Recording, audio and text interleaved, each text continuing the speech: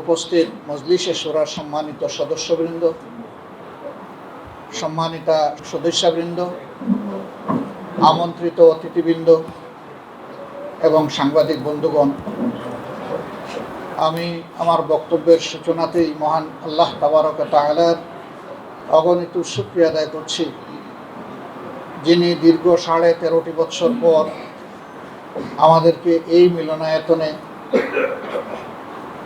আমাদের অতীতের ঐতিহ্য মোতাবেক আজ শূরা অধিবেশন সম্পন্ন করার তৌফিক দান করেছেন। আলহামদুলিল্লাহ।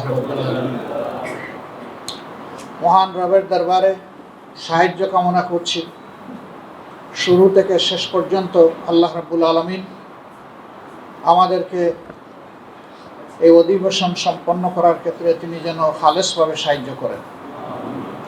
আজকের এই শূরা অধিবেশন বাংলাদেশের জনগণ, জামাত ইসলামী এবং মজলুম মানুষের জন্য যেন একটা মাইল ফলক হয়, আল্লাহর দরবারে সেই তৌফিক কামনা করছি। আজ আমি যে স্পিকার স্ট্যান্ডের সামনে দাঁড়িয়েছি, এই মুহূর্তে আমি 13.5 বৎসরের পূর্বের বা 14 বৎসর পূর্বের সেই অবস্থানে নিজেকে দেখতে পেয়ে খুবই অসহায় মনে করছি। একসময় এই স্টেজে যারা বসতেন, যাদের মুখের মূল্যবান কথাগুলো আমরা শুনতাম, জাতির কাছে যেত, আজকে স্টেজে বসা লোক একজনও এখানে উপস্থিত নেই।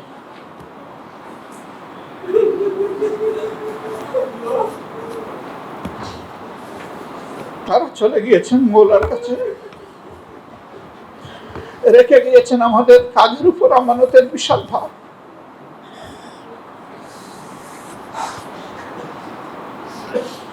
তাদের অপরাধ ছিল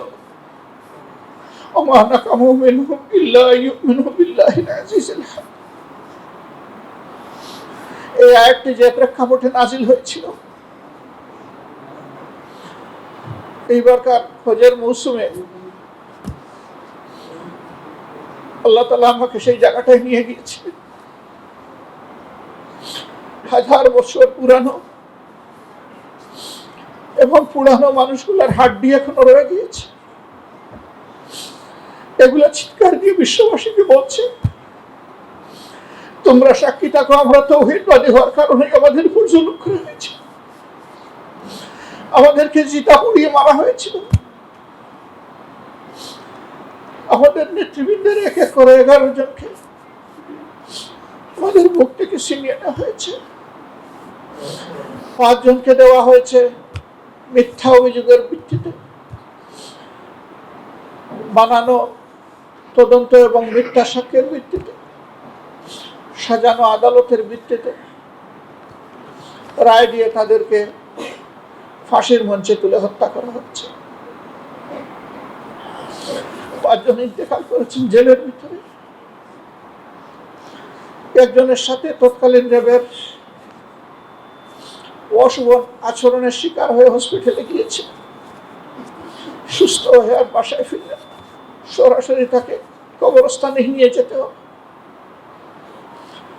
শুধু তাকে হত্যা করেই ক্ষান্ত করা হয়নি, তার জানাজায় যারা শরীক হতে গিয়েছিলেন, আইন শৃঙ্খলা বাহিনী সেখানে হামলা করে আমাদের বেশ কিছু ভাইকে আহত করে এবং গ্রেফতার করে নিয়ে যায়। অপরাপর নেতৃবৃন্দ যারা বিভিন্নভাবে জেলের ভিতরে ফাঁসি মুখা তাদের ন্যায্য অধিকার না পেয়ে দুনিয়া থেকে বিদায় নিয়েছিলেন, তাদের একজন মানুষের জানাজা আমাদেরকে শান্তিপূর্ণভাবে আদায় করতে দেওয়া হয়নি। বিশ্ববিবেক সাক্ষী, বাংলাদেশের মানুষ সাক্ষী, সাংবাদিক জগতের বন্ধুরা সাক্ষী। শুধু তাই নয়,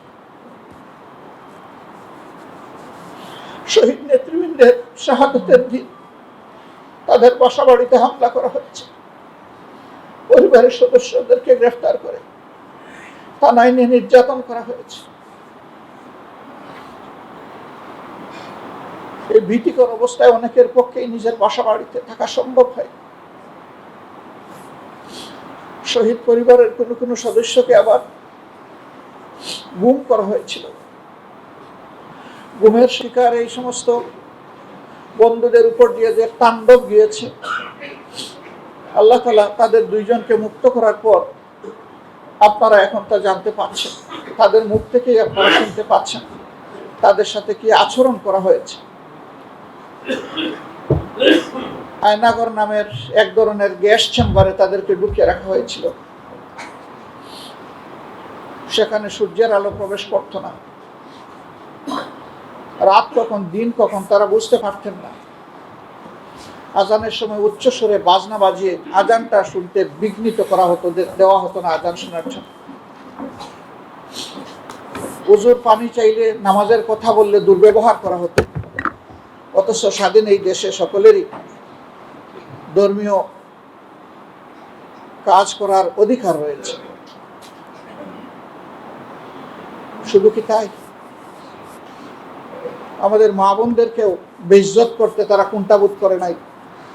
পর্দানুসীন মহিলাদের ইজ্জত তারা কেড়ে নিয়েছে। আমরা যখন শুনতাম কাউকে বলতাম না, শুধু আল্লাহকে বলতাম, আমাদের কলিজা, আমাদের হৃদয় ভেঙে টুকরা টুকরা হয়ে যেত।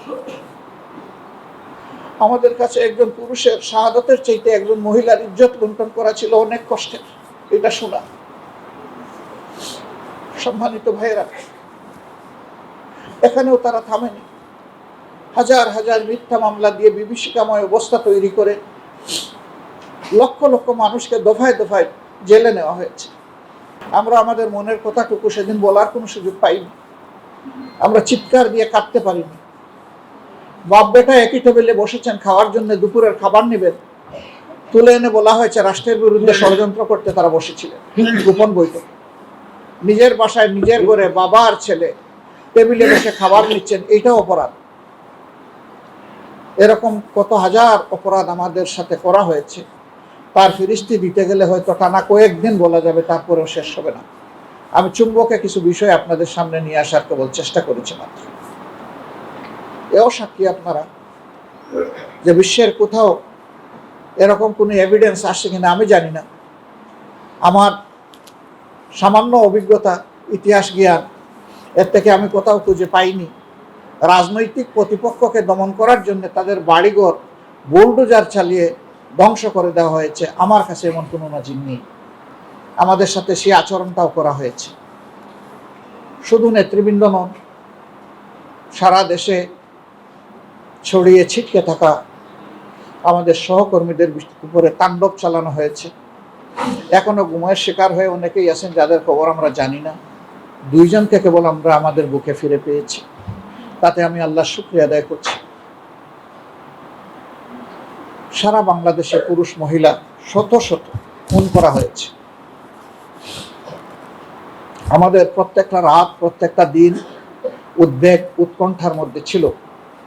আমরা আমাদের আপনজনদের মুখ দেখতে পারিনি। মাস চলে গেছে, বছর চলে গেছে, আমরা দেশে অবস্থান করি, কিন্তু আপনজনদের সাথে আমাদের মুলাকাতের পরিবেশ ছিল না। আমাদের অফিসগুলো সব জায়গায় বন্ধ করে রাখা হয়েছিল। হুমকি ধমকি, অফিসের লুণ্ঠন, প্রয়োজনীয় জিনিসপত্র সবই ছিনতাই করে নেওয়া হয়েছে।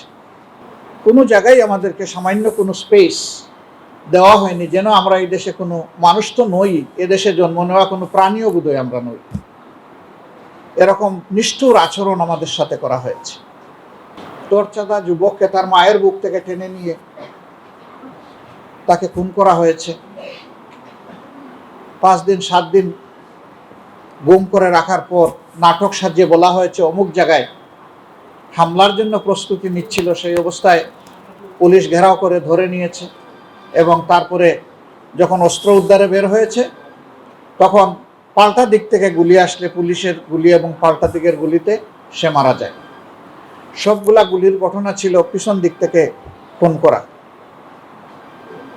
যে 2-1 বেঁচে এসেছেন তারা বলেছেন যে হাতে হ্যান্ডকাপ দিয়ে আমাদেরকে বলা হতো সামনের দিকে হাঁটো, হঠাৎ করে গুলি এসে কাউকে নিয়ে যেত দুনিয়া থেকে তুলে। এরকম ছিল সেই দিনকার অবস্থা। আয়নাগরের কথা যখন প্রথমে আসলো, অনেকে বিশ্বাস করেননি যে এটা কি একটা সভ্য দেশে সম্ভব, কিন্তু এখন বাস্তবতা প্রমাণ করে চিৎকার দিয়ে বলছে, হ্যাঁ, এই দেশে হিটলারের গ্যাস চেম্বার তৈরি করা হয়েছিল।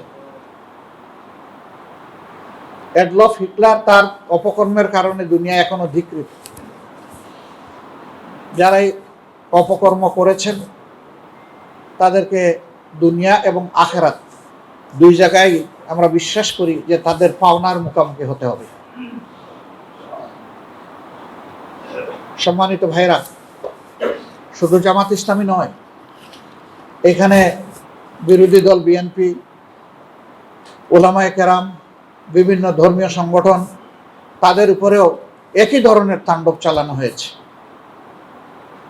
যদিও জামাতের উপর তাণ্ডবটা ছিল ভিন্ন মাত্রার এবং ভিন্ন গভীরতার, কিন্তু সবার উপরেই কম বেশি তাণ্ডব চালানো হয়েছে। হাজার হাজার আলেমকে বিভিন্ন ছুথা নাতায় ধরে নিয়ে বছরের পর বছর কারাগারে রাখা হয়েছে। যখন আদালতে নেওয়া হতো, কাস্টডিতে চোখ পড়তো, বয়স্ক বিশিষ্ট উলামায়ে কেরামের পায়ে বেড়ি, হাতে হ্যান্ডকাপ, নিজেকে ধরে রাখা কঠিন হতো। পুলিশকে ডেকে একবার বলেছিলাম যে ওনার বেড়িটা খুলে আমার পায়ে পরায় দেন, আমার সহ্য হচ্ছে না এই দৃশ্য দেখা। যারা কোরআন হাদিসের উস্তাদ, যাদের হাজার হাজার ছাত্রছাত্রী তাদের জন্য হাত তুলে দোয়া করে, আজকে তাদের পায়ে বেড়ি, এটা সহ্য করতে খুব কষ্ট হয়। এই অবস্থা গিয়েছে। শাপলা চত্বরে 2013 সালের 5 মে যা হয়েছে তা তৎকালীন সরকারের মন্ত্রীরা নিজের মুখে স্বীকার করেছে। বলেছে এসেছিল এক রাতে সাফ, এবং গর্ব করে এই কথাগুলো বলেছে। বারবার হুমকি দিত, বাড়াবাড়ি করলে শাপলা চত্বরের পরিণতি হবে। তাইলে পরিণতিটা কি তারা সেদিন করেছিল, তাদের কথার থেকে এটা পরিষ্কার। এইটাও এক ধরনের গণহত্যা। একটা বংশকে পুরোপুরি শেষ করে দেওয়ার এই খায়েশ ছিল। আমরা এই সরকারের দুঃশাসনের 15.5 বছর আমাদেরকে রাস্তায় নামতে দেওয়া হয়নি। নতুন কালচার চালু করেছিল, তাদের অনুমতি নিয়ে তাদের বিরুদ্ধে মিছিল করতে হবে। হাস্যস্কর ব্যাপার। আমরা ওইটার তোয়াক্কা করি নাই প্রথম দিকে। আমরা আমাদের সামর্থ্য অনুযায়ী সকল অন্যায়েরই প্রতিবাদ করার চেষ্টা করেছি। এর মধ্যে তিনটা অগ্রহণযোগ্য, একেবারেই বাজে 3টা নির্বাচন তারা চলে বলে কৌশলে অনুষ্ঠান করে নিয়েছিল, যেটাতে জনগণ ভোট দিতে যাওয়ার কোনো পরিবেশ পায়নি অথবা যায়নি। আর একটাতে তো আগের রাতেই সব শেষ হয়ে গেছে। দিন পর্যন্ত ধৈর্য ধরার তাদের সেই রকম সৎসাহস ছিল না। এর সব কিছুরই সাক্ষী বাংলাদেশের জনগণ, আমাদের সাংবাদিক জগৎ সহ। এরই ধারাবাহিকতায় জনগণকে সকল দিক থেকে যখন জুলুম নিপীড়নের শিকার হতে হলো, ঘুষ, দুর্নীতি, লুণ্ঠন, দখলদারি, খুন, রাহাজানি, গুম, ধর্ষণ যখন সীমা অতিক্রম করে গেল, তখন আল্লাহ তাআলার ফয়সালা বাংলাদেশের জমিনে নেমে আসলো। ছাত্র সমাজের একটা ন্যায়সঙ্গত দাবিকে যেভাবে প্রথম দিকে তুচ্ছ তাচ্ছিল্য করা হলো এবং উস্কানিমূলক বক্তব্য দিয়ে তাদের অনুভূতিতে আঘাত দেওয়া হলো, তারা একটা দাবি, কোটা সংস্কারের দাবিতে, কোটা বন্ধের দাবিতে নয়, বিলুপ্তির দাবিতে নয়, সংস্কারের দাবিতে তারা নেমেছে। যে যৌক্তিকভাবে কোটাটাকে পুনর্বিন্যস্ত করা হোক। 18 সালে এটা করতে গিয়ে সব কোটা উঠিয়ে দেওয়া হলো, এখন আবার সব কোটা ফিরায় আনা হলো। এরপরেই তারা নেমেছিল রাস্তায়। তাদেরকে দমন করার জন্য এমন কোনো ব্যবস্থা নাই যেটা সরকার নেয়নি। প্রথমে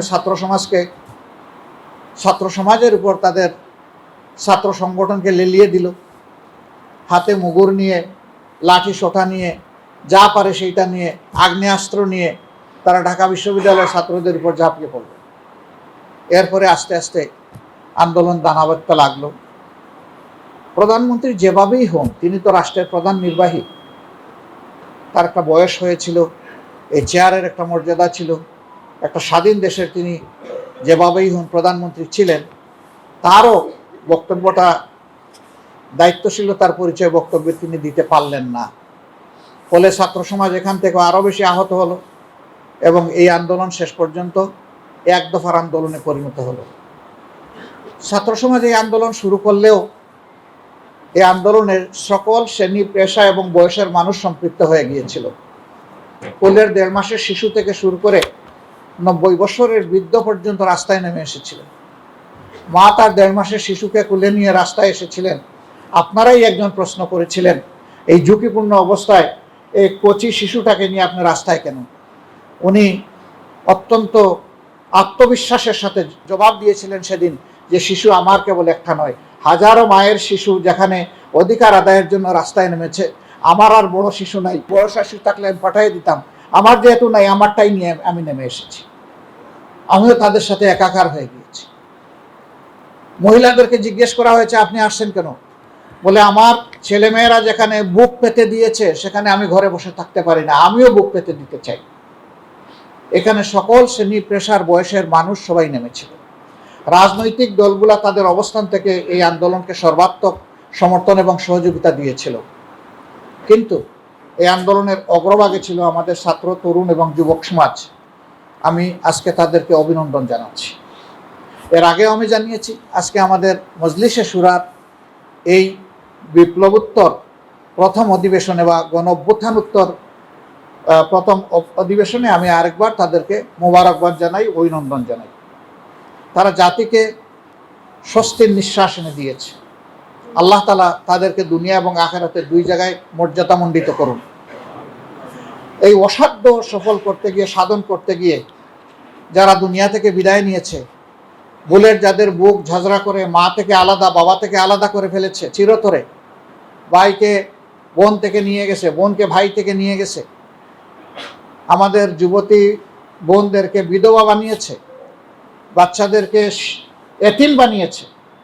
আমরা সেই সমস্ত শহীদানের প্রতি শ্রদ্ধা নিবেদন করে আল্লাহর দরবারে তাদের মাগফিরাত এবং মর্যাদা কামনা করছি। আল্লাহ তাআলা তাদের পরিবারকে এই সুখ বহন করার তৌফিক দান করুন এবং উত্তম সবর করার তৌফিক দান করুন। যারা আহত হয়েছেন, মহান মনিবের দরবারে দোয়া করি আল্লাহ তাদেরকে সুস্থতার নিয়ামত দান করুন। সম্মানিত বন্ধুগণ, এটি ছিল সুস্পষ্ট গণহত্যা। যাদের মাথায় উঠে যে কোনো মূল্যে গদি আমার টিকিয়ে রাখতে হবে, মানুষ যা মারা যাক কোনো অসুবিধা নেই। এই জন্য আপনারা সাক্ষী, শুধু স্থলভাগেই এই গুলি চালানো হয়নি, আকাশ থেকেও গুলি চালিয়ে মানুষকে হত্যা করা হয়েছে। এগুলা ছিল দুঃখজনক। এই দৃশ্য একটা স্বাধীন দেশের নাগরিক দেখতে হবে, এর জন্য আমরা মানসিকভাবে প্রস্তুত ছিলাম না। আবার বিভিন্ন সময় ইন্টারনেট সেবা টোটালি বন্ধ করে দিয়ে সেখানে যাদেরকে হত্যা করা হয়েছে তাদের লাশ গুম করা হয়েছে।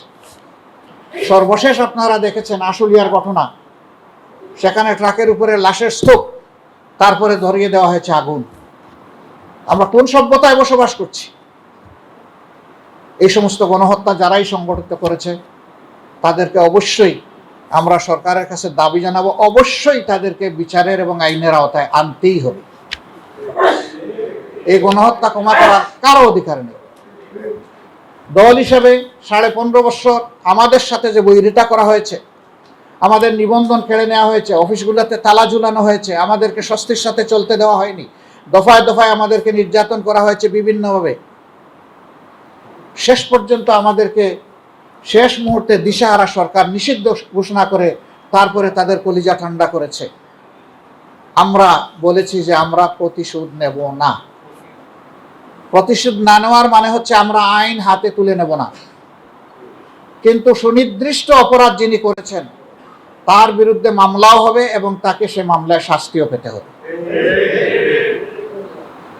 গণহত্যার বিচার করতে হবে, আবার 15.5 বছর ধরে যে সমস্ত অপরাধ করা হয়েছে সেইটারও বিচার করতে হবে। তখন সরকারের প্রধান নির্বাহী থেকে শুরু করে সকলেই তারা বলতেন, এবং এটি আইনের কথা, যে আইন সকলের জন্য সমান, কেউ আইনকে ফাঁকি দিতে পারবেন না। আমরা সেই সমান আইনের প্রয়োগটা এখন দেখতে চাই। তবে এটা ঠিক, এই আইনের আশ্রয় নেওয়ার নামে একজন নিরপরাধ মানুষে যাতে হ্যারাসমেন্টের শিকার না হয় সেটাও আমাদেরকে খেয়াল রাখতে হবে। আমরা আমাদের সংগঠনের প্রতি আহ্বান জানিয়েছি যে ক্ষতিগ্রস্ত যারাই মামলা করবেন, আইনের আশ্রয় নেবেন, কোনো মানুষের উপর যাতে বেইনসাফি না হয় সেই দিকে তীক্ষ্ণভাবে দৃষ্টি রাখতে হবে। বারবার চেক করে দেখতে হবে যে কোনো নিরপরাধী মানুষের নাম আমাদের অভিযোগপত্রে আছে কি না। যদি থাকে তা অবশ্যই বাদ দিতে হবে, তাকে রাখা যাবে। সম্মানিত ভাইরা, এ দেশটা আমাদের সবার। এবারকার এই আন্দোলন শুধু পুরুষের নয়, নারী পুরুষের সবার, শুধু ছাত্রদের নয়, আপামার জনতার। সে আন্দোলনে রাজনৈতিক দল যেমন সম্পৃক্ত হয়েছিল, সিভিল সোসাইটিও সম্পৃক্ত হয়েছে, শিল্পী সমাজ সম্পৃক্ত হয়েছে, শিক্ষকরা নেমে এসেছেন, একেবারে কেজি স্কুল থেকে শুরু করে বিশ্ববিদ্যালয় পর্যন্ত রাস্তায় নেমে এসেছেন। গৃহিণী যাদেরকে বলা হয়, ঘরের আমাদের মা বোনেরা, কেউ বাকি ছিলেন না। সমানকালে দেশবাসীর সাথে এই আন্দোলনে প্রবাসে যারা বাংলাদেশিরা ছিলেন তারা অংশগ্রহণ করেছে। তারা অংশগ্রহণ করতে গিয়ে নিগ্রহের শিকারে পরিণত হয়েছে। একটা দেশে 57 জনকে গ্রেফতার করে তাদেরকে আজীবন যাবজ্জীবন শাস্তি দেওয়া হয়েছে। আমরা এই সরকারের কাছে দাবি জানিয়েছিলাম অগ্রাধিকার ভিত্তিতে তাদেরকে ছাড়িয়ে আনতে হবে।